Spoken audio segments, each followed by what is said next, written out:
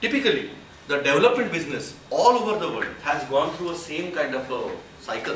That developers typically have been people making money in other businesses and then investing that way. Because formal way, real estate, nowhere in the world it has started in a formal way. In some of the countries, you can say the gangsters actually, they wanted to clean up their act and then they became developers.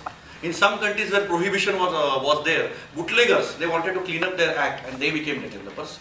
Or in some other countries, people who were engaged in some other activities, they also wanted to change their activities and then they became developers.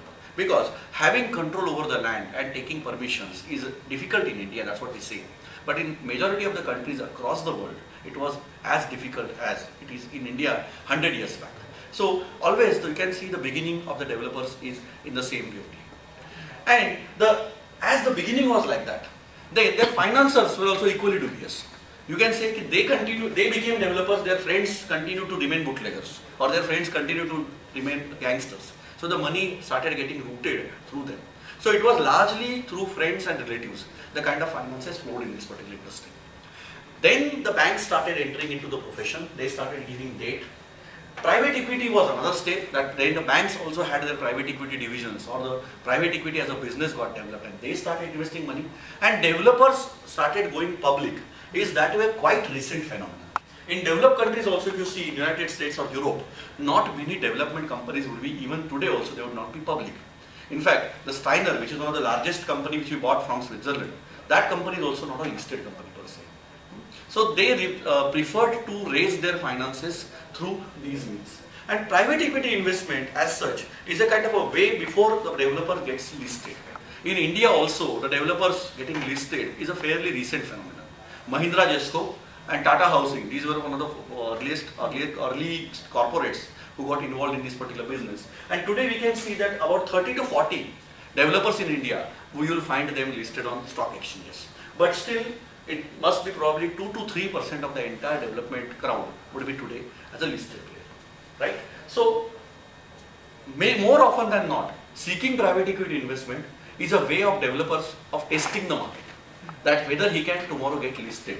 So having a private equity investment is just one step for the developer. Developers' expectation from private equity investment. The first and foremost is the way they say in real estate that location is the most important thing. Similarly, when he talks about private equity investment, only one thing is on his mind, that is money, money and again money. So he considers that private equity investors are basically nothing but a cash cow who will give you money at any point of time. It will be a tap which can be turned and the money will be available. But that expectation is not true. Private equity investors are very cautious people. Then they expect that once the money is there, immediate project level problems will get sorted out, land level problems will get sorted out, but expansion is also on their mind. That is, rapidly if you want to expand, then you need money quickly, and that a friends and relative route is not useful. Then you need money in this way. Understanding of business from the third angle. That is, private equity investors, they are working with several developers and more often than not they are working in several countries. So their expertise and their professionalism is there and their understanding of the business is purely from the finances point of view. So that also sometimes helps. Because a developer is more often than not, developer wants to go ahead and acquire land and start a project. Sometimes it may prove backfire. So when he is working with a private equity investor, he gets the opinion from a third party. Value addition. When you take private equity, the same set of friends and relatives who have been funding you earlier, they start seeing you from a different perspective.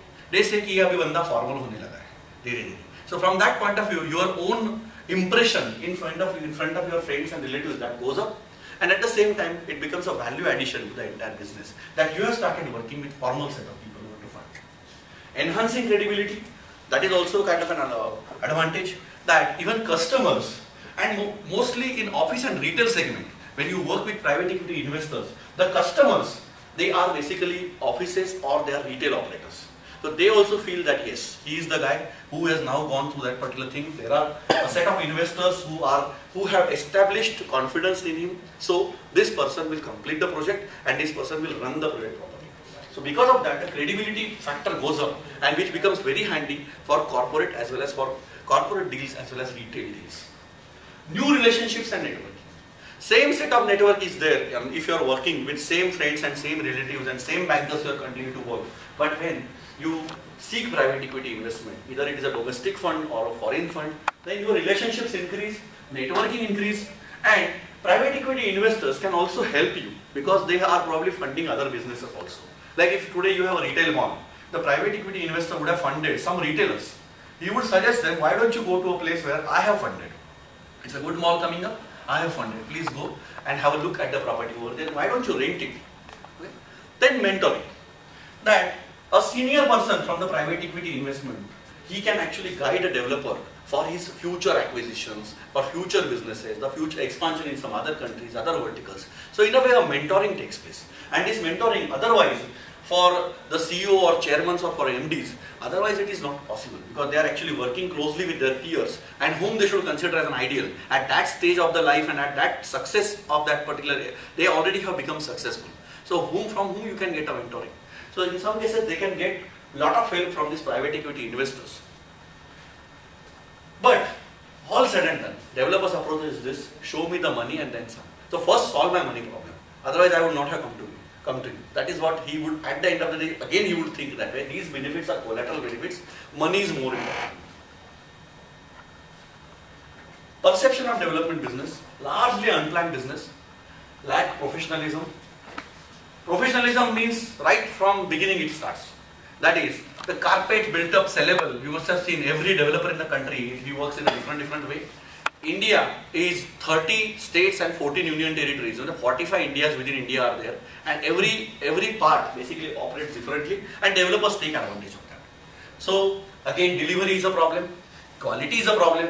Whatever you say that you deliver, that also is not the case. Unethical practices, many times the land itself is questionable. So the only person who comes under trouble is the buyer. Financer will also make him pay. Developer will run away, and the buyer is the only person who remains stuck in such situation. Circumvent rules and regulations. So many developers actually they will buy land in the correct way. Everything will be happen up to that particular stage. But at the permission stage, then they will start taking liberties. And some of the liberties, like some of them will not even go and take the OC itself. Everything else they will do, but OC they will not take. So one day there was statistics that come in Thane that close to 75% building in Thane do not have an OC. And this construction is since 1960 the construction is taking place, and last 50 years still 75 to 80% building do not have OC, occupation certificate, because developers have abandoned the project after their interest was over, and 1 or 2 buildings they were doing at a time, at the most 10 buildings, so they were really not interested. So OC was not taken. Lack of transparency. Again, say whatever you say that you don't deliver, and something else otherwise you deliver. Midway people change the areas, and sometimes they change the area by 20-25%. Upward revision is there, so the man actually cannot afford, but still they say that in the brochure we had written.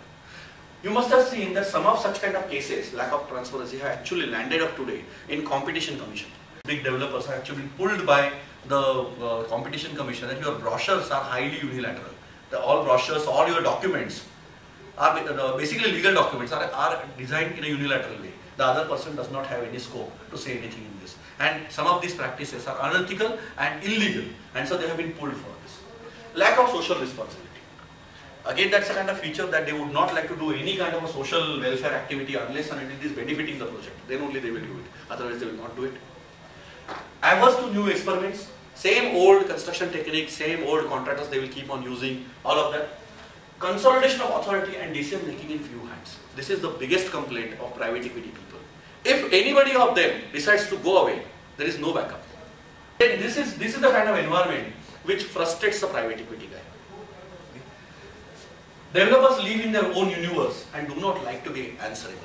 That is the thing, that they do not like any questions. Like for example, one of the developers whom I met, he was a jeweler in Navi Mumbai. He used to lend money to these developers.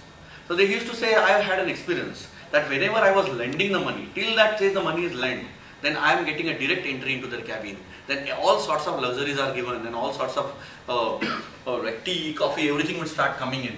And then till the money is given, then I am the king. Once the money is given, then I am sitting outside his office on a sofa set, and there is a guy who will say, "Saab busy hai, saab यहाँ से निकल चुके हैं, साहब आने वाले 2-3 घंटे में वहाँ पे बैठने लगा." Finally मैंने decide किया, इन लोगों को पैसे देने से अच्छा है खुद का ही चालू करें. And today he is one of the successful developers in Navi Mumbai who is doing good work over here. So that is how it is, that they don't like to be answerable. Till the money is in, everything is fine. After the money is in, then you are nobody for them. Again, private equity investors have understood this particular part. And because of this, now they want to ensure that a developer would remain answerable. And if he is not answerable, doesn't want to, money will not be given, or otherwise he will suggest a mechanism by which, even if he doesn't want to give answers, at least we will be able to find out what he is up to.